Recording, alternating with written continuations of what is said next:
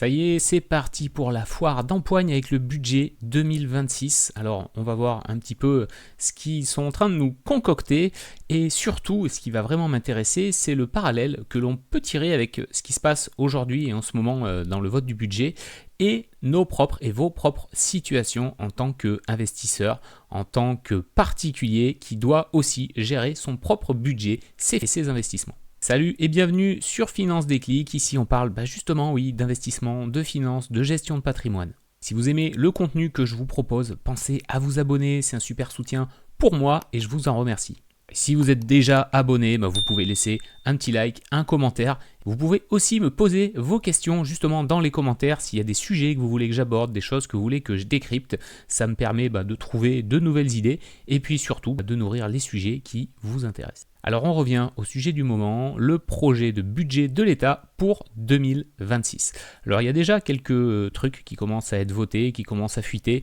Évidemment, il est possible et même certain que ça va bouger parce que il y a des amendements qui sont déposés. Bref, c'est un gros foutoir comme tous les ans, mais il y a déjà quelques tendances qui se dégagent. Et là où ça va être intéressant pour nous, c'est que ça en dit long aussi sur la manière dont on gère justement un budget et à titre perso, comment on gère ses propres finances. Bon, très clairement, on voit qu'il va y avoir des augmentations d'impôts, même si elles ne sont pas toujours annoncées, mais quand on a un gel du barème de l'impôt sur le revenu, ça veut dire que des gens qui n'étaient pas imposables vont le devenir. Mécaniquement, c'est une augmentation d'impôts. Même chose pour les retraités, quand on modifie l'abattement de 10% et qu'on met un abattement forfaitaire, ceux qui ont un impôt déjà faible, oui, pour eux, ça va le réduire un petit peu. Pour les autres, ça va l'augmenter. On a aussi la contribution différentielle des hauts revenus. Alors ça, c'est très drôle parce que comme beaucoup de taxes en France, on nous dit que c'est exceptionnel la première année, puis on va la reconduire la deuxième, puis la troisième, puis la cinquième, puis au bout de 10 ans, on se posera même plus la question parce que ça sera devenu une taxe comme une autre. Là où c'est intéressant et là où ça m'a beaucoup tiqué, on nous parle de la suppression de 23 niches fiscales, sachant qu'en France, il y en a presque 500 niches fiscales. On est les rois de la complexité. Et c'est là où on va pouvoir tirer un premier trait entre nos finances perso et ce qu'on est en train de voir là, c'est que pour moi, la complexité, elle est souvent l'ennemi de l'efficacité. Plus on complexifie ses investissements, ses finances, plus ça prend du temps à gérer, moins c'est lisible. Et des finances qui sont pas lisibles, c'est rarement des finances qui sont performantes. Et c'est vrai qu'on critique souvent, sans doute à juste titre, l'État justement pour des dépenses qui sont mal allouées, c'est opaque, il n'y a pas de vision à long terme, on a des budgets qui sont reconstruits, pas forcément de remise en question. En gros, c'est un petit peu l'exemple pour moi de tout ce qu'il faut pas faire. Et maintenant, je vais me faire un petit peu l'avocat du diable parce que je l'ai fait avec moi-même et les réponses m'ont assez surpris. Posez-vous ces questions. Est-ce que vous savez combien vous rapporte chacun des placements que vous avez? Est-ce que chaque placement que vous avez mis en place, chaque investissement, il a un objectif, il a un projet qui est clair? Est-ce que vous connaissez vos frais, vos supports, les échéances? Que vous savez combien en net vous rapportent vos placements? Moi, très clairement, il y a quelques années, j'en avais aucune idée. Et ça, c'est un vrai problème. Et c'est d'ailleurs quelque chose que je vois beaucoup aujourd'hui. J'interviens maintenant en tant que consultant en pédagogie budgétaire et financière.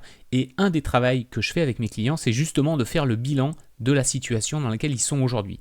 Et la plupart du temps, les personnes ne savent absolument pas comment leur argent travaille. On est vraiment sur un pilotage en mode zombie, c'est-à-dire qu'on a des assurances vie, des PEL, des PER, on a plein de choses qui sont ouvertes depuis 8, 10, 15, 20 ans parfois, et qui sont laissées là, sans vérif, sans stratégie. Et le problème aussi, c'est que si vous ne faites pas ce suivi-là, à minima, il devrait y avoir le professionnel qui vous les a proposés, qui fait ce suivi avec vous tous les ans pour savoir si un placement il est toujours d'actualité, s'il est toujours efficace et si justement il remplit bien un objectif précis. Ça c'est un peu le syndrome de la salle de sport, c'est-à-dire que je garde mon abonnement à la salle de sport, mais j'y vais jamais.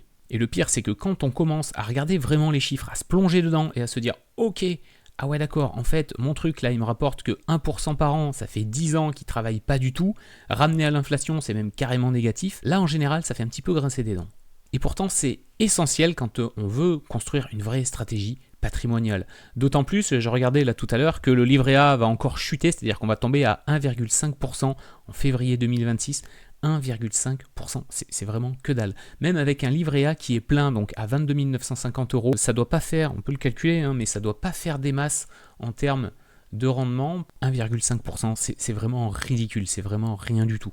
Même si on a un livret A qui est plein, donc à 22 950, et qu'on est à 1,5% de rendement net, ça veut dire que pour une somme de presque 25 000 €, immobilisés, on génère 344,25 € d'intérêt.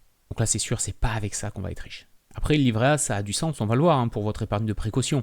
Mais c'est super important d'avoir, vous, cette vue globale sur votre patrimoine, comment il est investi, comment il travaille et qu'est-ce que ça génère. C'est pour ça que les choses prioritaires à faire quand vous commencez à vous plonger justement dans votre patrimoine, c'est déjà de clarifier vos objectifs. Ok, à quoi va me servir l'argent? Pourquoi j'ai besoin d'argent? C'est quoi les projets derrière que je vais mettre en place? Est-ce que je suis en train de préparer des vacances? Est-ce que j'ai une grosse dépense pour faire une extension sur la maison? Est-ce que j'ai besoin de revenus complémentaires et que je prévois un investissement dans l'immobilier? Si vous n'avez pas d'objectif, vous naviguez à vue et c'est d'autant plus difficile d'épargner qu'on se dit « Ok, j'épargne mais je ne sais pas pourquoi ». L'objectif en fait c'est un peu le pourquoi j'épargne, à quoi ça va me servir, dans quel but. Ça c'est le premier point. Si vous n'avez pas ça, c'est très compliqué de mettre une vraie et bonne stratégie en place. Ensuite c'est important de faire l'inventaire. Déjà, combien je rentre d'argent tous les mois? Combien sort d'argent tous les mois? Et c'est quoi la différence entre les deux? La différence entre les deux, ce sera votre surface de jeu. C'est avec l'argent qu'il y a là-dedans que je vais pouvoir m'amuser à investir. Puis on liste tout, sur quoi je suis investi, est-ce qu'il y a du livret A, est-ce qu'il y a du LDD, est-ce qu'il y a de l'assurance vie, est-ce qu'il y a de la SCPI, est-ce qu'il y a de l'immobilier, est-ce qu'il y a de la crypto, bref, on fait le point sur tout.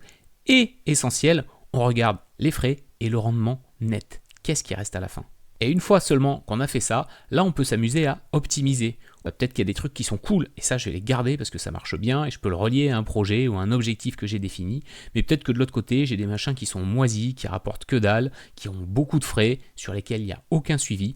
Et bien là, pour moi, faut pas hésiter, il faut se poser la question, ok, est-ce que je peux faire mieux que ce que j'ai actuellement? Et est-ce que je peux le rattacher à un de mes objectifs? Et je le vois bien, il y a peu de monde qui fait ça et c'est normal parce que ce n'est pas des choses qu'on nous apprend à l'école. On a tendance à se laisser guider, que ce soit par un banquier, par un conseiller.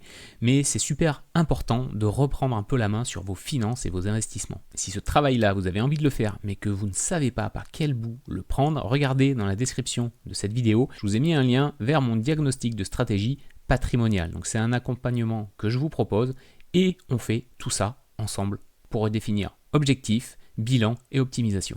Reprendre la main sur vos finances, pour moi, c'est la base parce que quand on voit comment ça chahute, surtout en ce moment en termes de politique, s'il y a bien un sujet sur lequel vous avez encore un petit peu la main, c'est vos investissements. Comprenez ce que vous faites, pourquoi vous le faites et comment vous le faites.